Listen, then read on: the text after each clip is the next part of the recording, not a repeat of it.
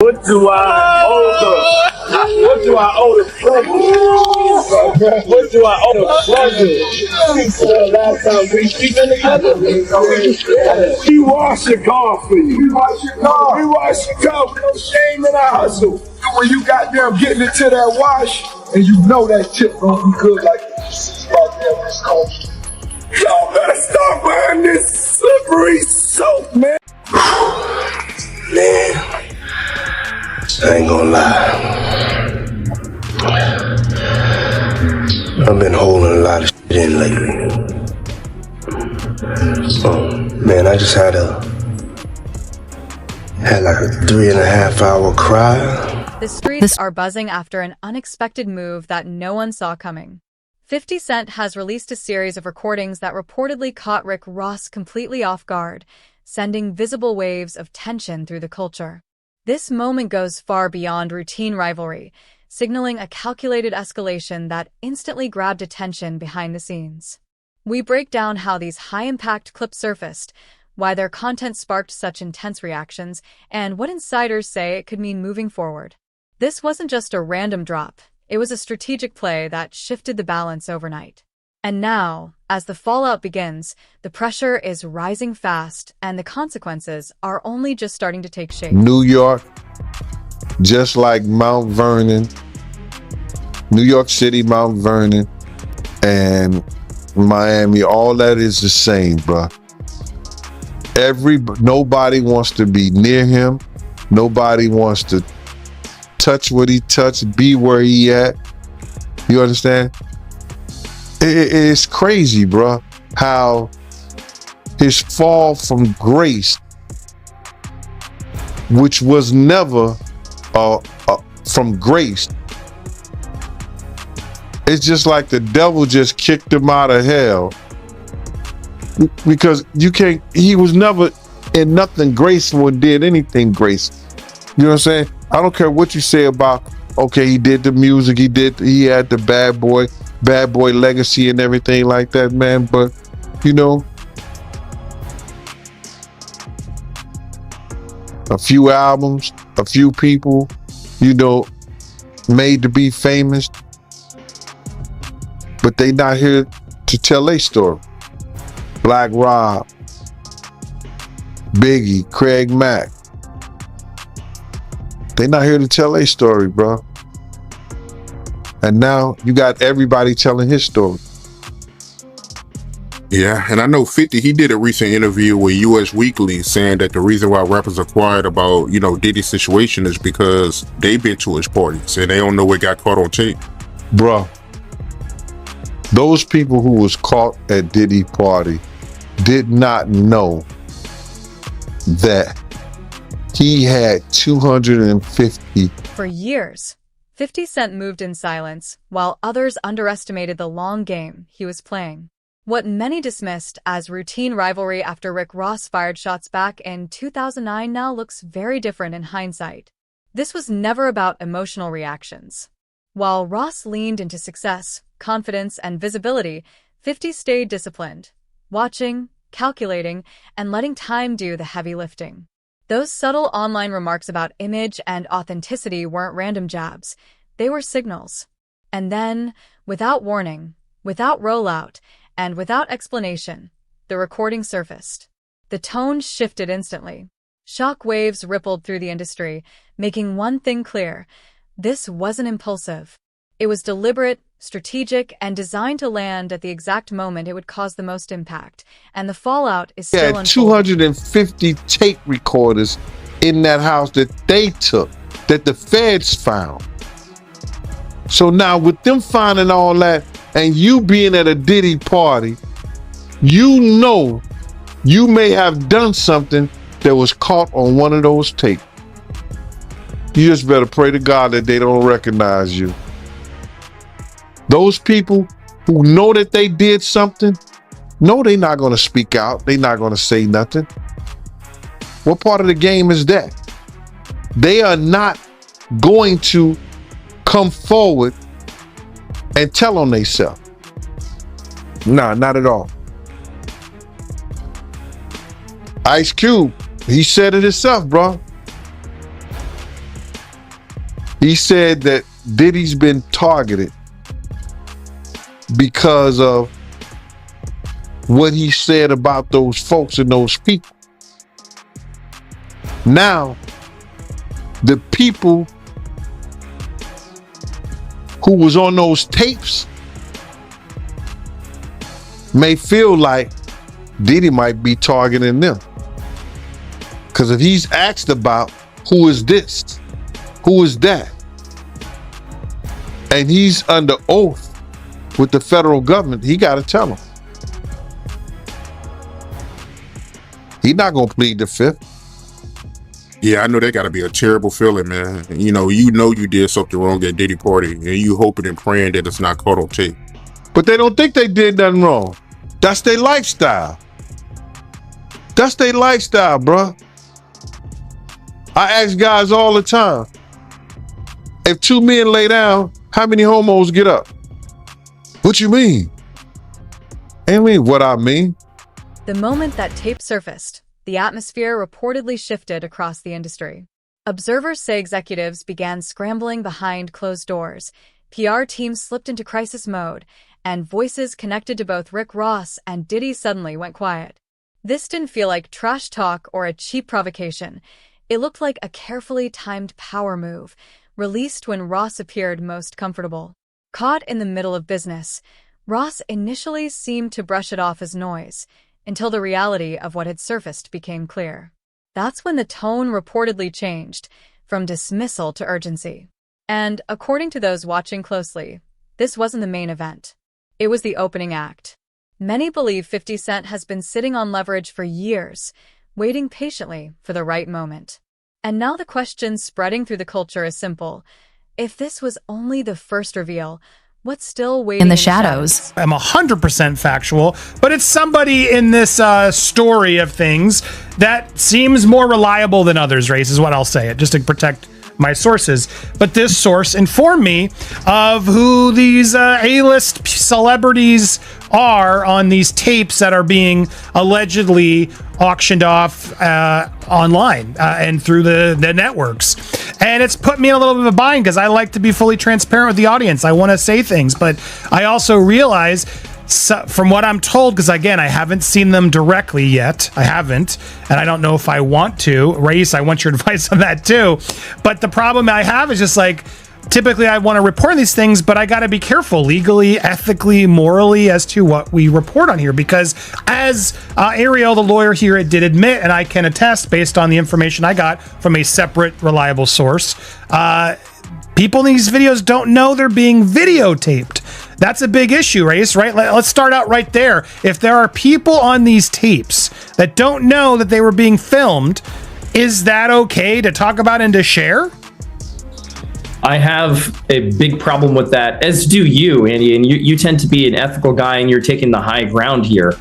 Notwithstanding the fact that you may have some significant information and reliable information, but the reality is that, look, I mean, if people were recorded non-consensually and you are the one to identify them, I think that's a problem, right? And I think anytime anyone has content, right, this is not an email, this is not a text message, this is video. And there's specific statutes without using specific language I don't want to get into, but everybody knows what we're talking about here. It's Diddy with this person. I'll say that. It's Diddy with this person. Actually, yes. Yeah, and see, the problem is, again, like non-consensually recorded, you've got a victim here who may not want to be publicly identified. That's the problem. That's the problem. And they have a right to proceed if they want to, whether it's criminally or civilly, without being identified, because we know what's going to happen. As soon as they identify themselves, there's going to be a bunch of people that come out of the woodwork who are going to unequivocally harass them and claim that didn't happen, and they're making stuff up. And there's the victims that we want to protect here, and that's significant. Well, it's interesting because here's why I wanted to have this conversation, because I know a lot of you are like, Andy, just say it. No, I'm not going to say them, but I wanted to have this conversation as to why we're not saying it and why I think others haven't yet said it, Raised, because again, legally, ethically, morally, it's just not right. Now, there's an argument I've had with people who are like, well, they knew what they were doing with Diddy. Like these were consensual acts. Like they knew, and he filmed other times. So I don't know what the big deal is. It's gonna come out. It's gonna come out is what I keep hearing from other reliable sources.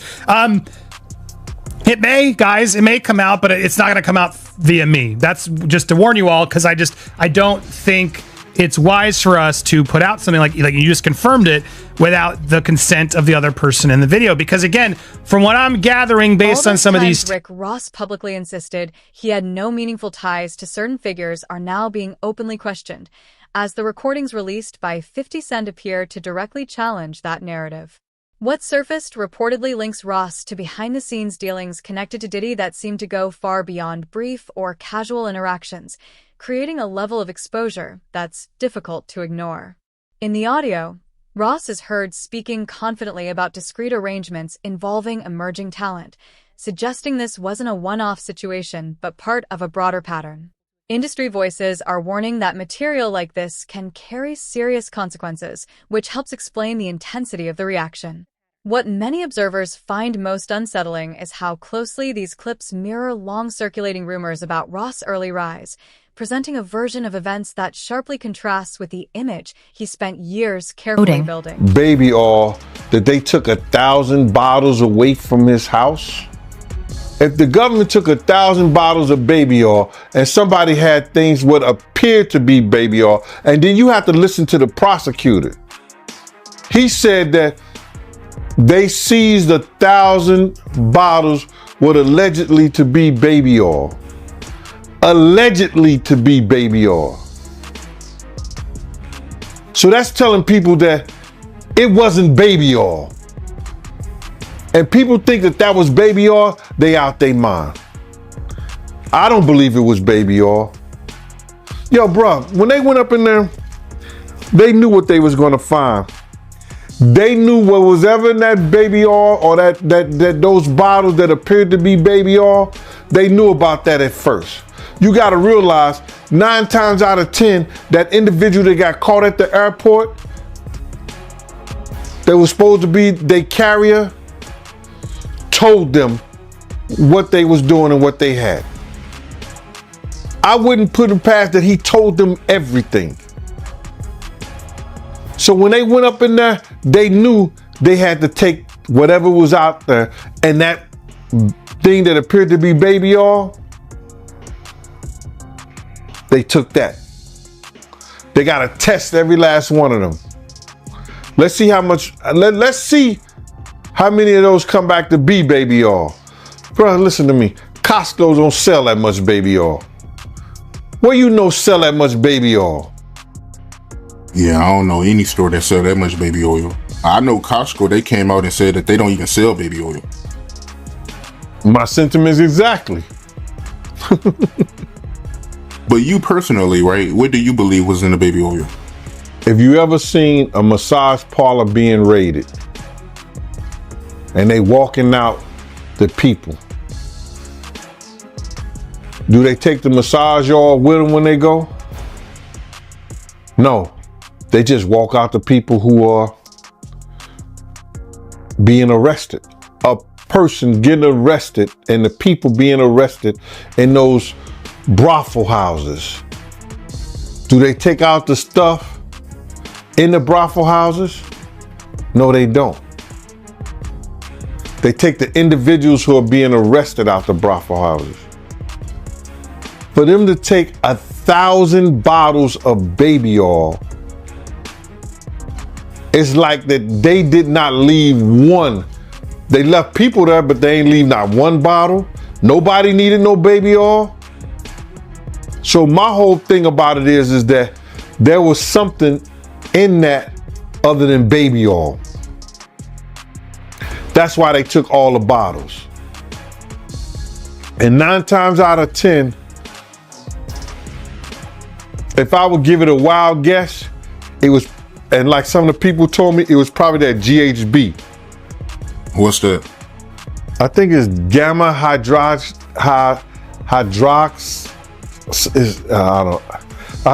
I looked it up, bro. Let me see if I can find it. I know this is just showing everything like that, but Oh, no. Let me... Yo, somebody tap dance or sing or do something, you know what I'm saying, while I'm doing this. Oh, here it go right here. It's gamma hydroxy butyric. What is it effect on the body? It's a euphoria, drowsiness, decreased anxiety, and memory impairment. It works on the nervous system and gives you this feeling of euphoria. So they take that and rub it on her, and you forget who you are, what you're doing. It can also give you memory loss, drowsiness, and that's under the DA. The industry appears to be reeling, with insiders describing the reaction to those recordings as watching a public unraveling unfold in real time. Behind the scenes, sources say Rick Ross Camp moved quickly into damage control mode, urgently trying to assess how much more pressure could be coming. With major business dealings already in motion and Diddy facing his own separate challenges, the timing could not be worse. These clips aren't just driving online conversation. They're raising serious concerns about brands, partnerships, and reputations built over years. Observers note that each attempt to deny or minimize the situation has only drawn more attention, intensifying the fallout. From that moment onward, what once seemed like manageable tension reportedly escalated into a full-scale crisis, one that's now impossible together is what this is. And again, that's a potentially outing of somebody as well. You know what I mean? There's so many things here that happen in releasing of this private consensual moment that while salaciously everybody wants to know, and people are messaging me all the time, Andy, who's waiting? And it's like, I'm not gonna say, because there seem to be way too many things that these people in the tapes, whether consensual, whether they, whatever, didn't agree to put out there. And I would think that's a legal issue too for anybody who puts these out first, no? Yeah, you nailed it. You can't without the consent of the victim. That's the problem. Somebody thinks that somebody has no idea, right? You said, well, didn't they know they're being recorded? No. I mean, in these situations, the assumption is they did not know. And that's what we believe right now is the victims did not know that they were being recorded. If the victim comes out and says, okay, yes, I knew I was recorded, and a statement is provided, that's a different story. But of course, you don't know that. So you, Andy, probably can't be the one to break that ice and be like, well, this is what I heard and this is what I know, and so I'm going to say it. And there's all kinds of hairy legal issues on that, right? With privacy and intrusion on seclusion is what we call it. It's a privacy violation. There could be defamation implications. There could be criminal implications. So you're doing the right thing by treading carefully. And I think more people should do this rather than get into speculation. Now, if you see the videos, even still, right? If somebody takes the not to interrupt, but that's the question. Like, am I allowed to see these videos? Like, if I were to ask this source, show me the videos, do I put myself in worse legal jeopardy? That's another distinct legal issue, right? It's like you're watching something that someone didn't know they were being recorded of doing, right? And so it's dicey. It's dicey. Now, it would be different if you were an attorney and somebody's coming to you for purposes of defense or prosecution of a claim, a civil claim, or the filing, of some action to recover damages. That's a little different. But for purposes of, hey, look what I got, juicy gossip, and there are reporting outlets that I won't mention that will do stuff like this. I don't know that it's the smartest thing to do. I don't know that it's the careful thing to do. That's for sure. Or it's the ethical or moral thing to do. Yeah, it is exactly. I'm not a lawyer, but maybe this source will show you, and then you can verify what we know. But here's the other problem. Even if we verify what we know, like as I watched what Ariel, the lawyer, got these tapes, and even again, I don't want to get into the details, any remote details that could help explain or allude to even more of theories that are out there, or debunk or confirm. But I will say, hearing what I heard, which again isn't confirmation, but hearing what I heard, it makes me dislike what Ariel's doing even more, because I think there are going to be people out there, if this information does get out in some way, that are going to deny that these people are victims, that they're going to try to say, oh no, they're just consensually thing and they were hiding this affair and yada, yada, yada. And I don't see it that way personally. I mean, and granted, I haven't seen or know, like this isn't somebody involved from what I've gathered in these tapes of them, doing it to others in a way criminally, like we've heard in some of these suits. This is just, it almost feels like, again, if it's real, like blackmail material that Diddy keeps to sort of hold over these people's heads. And to me, that's awful to the people in it, whether they agreed or knew or whatever. It still just feels like that's no one's freaking business, and maybe they were doing it for reasons we don't know. Just because we saw it in the tape doesn't mean they weren't feeling pressured in other ways, right? So it's a heavy and complicated thing. That desperation set in almost immediately as Rick Ross' camp scrambled to contain the fallout, allegedly attempting takedowns even as the material continued spreading across platforms. In what appeared to be a last-ditch effort to regain control, Ross was said to be pressing for answers about who recorded the audio in the first place, but by then, the situation had already slipped beyond reach. As restrictions reportedly hit his primary accounts, he resurfaced through alternate channels, with observers noting increasingly erratic behavior that seemed to undo earlier damage control efforts. Legal teams were said to step in, business partners quietly began to distance themselves, and the ripple effects expanded outward, dragging other artists into the discussion, reopening old disputes, and raising uncomfortable questions about credibility, deals, and image. What unsettled many watchers most was the public divide that followed, as some picked sides while others chose silence, watching as each response appeared to deepen the crisis rather than contain it.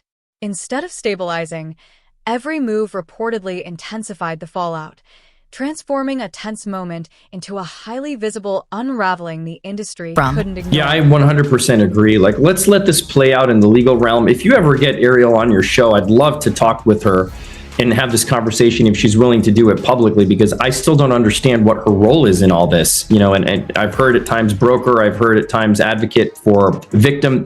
And I don't want to judge what she's doing or not doing. I'd love to just have a conversation about it, because I personally don't get it, right? This is a very sensitive thing. Again, if this gets turned over to the feds and the feds bring claims and this is outed, that's a totally different story. But the feds do what they're going to do. Like what we talked about months ago on your show, right? When this first went down, we knew when hard drives were seized and things happened that, look, they're going to build a case. They're going to build a case that they think they can prosecute.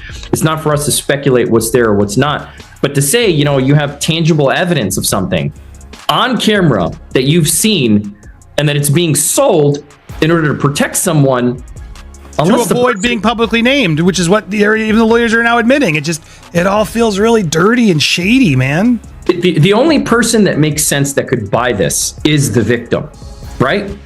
If the victim says, I don't want this to come out. Yes, it was consensual, but I don't want it to come out. I didn't know I was being recorded. Give it to that person. Right, I guess, but you're right, because then they can actually own it. Maybe there is a version of this, so that's what Ariel's trying to allude to. You'll own it, and no other network's going to be able to buy it or show it if you own it and haven't given permission. I guess, is that maybe part of what they're trying to do here, in that the celebrity who buys it can actually then control it just from a clearance standpoint? Yeah, it still raises some legal concerns, right? Because let me say it this way. If this was a transaction, if this is a business transaction wherein the victim is then acquiring the exclusive rights to this tape or tapes, and that the person who recorded it is avowing that they will not use it, I don't know where that leaves P. Diddy and the feds, right? But they have an independent right to bring this stuff to light if it gets prosecuted. But my point is, if you're transferring legal rights of this consensual or non-consensually recorded tape to the victim, I think that's a better position to be in. But then the question is this person even in a position to be able to buy the tape, right? Are they a high-level celebrity? Like, who are they? We can assume that they're celebrities with millions and millions of dollars to expend on something like this. Just raises a lot. When everything finally erupted, the industry's true loyalties became impossible to miss. Subtle moves spoke louder than public statements, as quiet reactions and calculated silences sent a clear signal that support was fading. A few well-timed likes, unfollows, and even song selections told their own story. Collaborations quietly stalled without explanation. Key figures chose distance over defense, and vague posts about loyalty and consequences only intensified the speculation. No one stepped forward to fully stand beside him, leaving fans to connect the dots on their own. Across the culture, the message was unmistakable. Momentum had shifted, alliances were thinning, and Rick Ross suddenly found himself far more isolated than before. I gave him my card. My business card was savoir-faire, security management, and everywhere. You know what I mean? So 50 did a song about that. You know what I'm saying? And he put that in the song. And some years ago, about a year or so ago, not even a year or so ago, he said that when he dropped my name, he said, yo, I got the savoir-faire, I got that from Big Gene. He been trying to tell y'all about this Puff shit years ago. But 50 was the type of dude that if you knew he was with you, he was with you. Even back then, he had your back whether you was security or whatever you did. If he was with you, he was with you. And that's what you gotta love about him. You know what I mean? You ain't gotta question his loyalty, you know what I'm saying, on some fight shit or if you in a situation. Cause he going out. Well, I guess you were hanging around him or knew him, right before he got shot. Well, what happened was that I had got some information. 50 came to my house. I tried to fit him on a vest, but I'm like, at the time I was like a 3X. And 50 was like a large, you know what I'm saying? So he couldn't really fit the vest, but I gave him a cover to try to tell him, because he had some pads, some vest pads. So I just told him what the situation was that I knew. And told him he had to watch himself because those cats was gonna come at him. You know what I'm saying? And he was like, yeah. And he was supposed to be going to Cancun. And I told him, if you come to Cancun, I got you, because I used to be down there doing security at Daddy-O's. You understand? And I had people down there that I had knew that was from Puerto Rico, and they was working down there, so they should make sure when I hit the island, anything and everything I needed, I could get it right there on the island. You understand? They work directly with the syndicate. So 50 was supposed to come down there to do a show, and he didn't make it because they had shot him up. I don't know if he was coming in the first place, but he was supposed to, because he was paid half the money to come down there to perform How to Rob an Industry Cat. And when was the next time you seen him after that? The next time I seen 50 after that was at Jack the Rapper. He had blew up. Man. He was like, he was this dude and everything like that. And I was sitting in we was in Puerto Rico, and I was sitting by myself, just chilling, and he had his whole entourage with him. He came directly over to me. He like, yo, Gene. I was like, yo, what up, Fif? I said, what up, 50? He said, what's up, man? He said, yo, put his hand out to me, and he grabbed my, he said, yo, they can't stop what God got planned. Went on about his business. And then he blew up crazy. Crazy, man. Yeah. How do you feel about 50 going so hard at Diddy with the documentaries, and what did he do to 50 that made him hate him so much, man? That's crazy. Well, I think it's just, you got to look at it like this. 50 was writing a lot of shit that made a lot of money for Diddy. And he knew back then in the day, he didn't know what he know now, but Diddy was robbing him. You understand? Mm-hmm. Bringing those kids in, say, yo, here, write this verse for me, man, for this, stuff like that, and giving them $5,000, you understand? Or $10,000, and you making $100,000 or $200,000 or maybe $2 million off of it, or $1 million, whatever the case may be. See, people call that good business. That's not good business. That's taking a person's talent, using it for your own self-indulgence, and not giving him what it's worth. When you could have been teaching these kids, you could have been helping these kids, and maybe these kids would have been helping you at the point you are right now. So, if that's the case, He have every right. But 50 is doing this for the culture. As the You fallout understand? continued to spread, label executives reportedly shifted into quiet damage control mode, canceling meetings, adjusting lineups, and carefully keeping rival camps separated.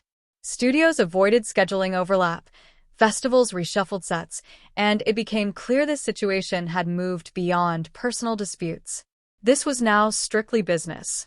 When 50 Cent hinted that additional material could still surface, the tension only intensified, with industry whispers drawing comparisons to past, era-defining standoffs that reshaped alliances overnight.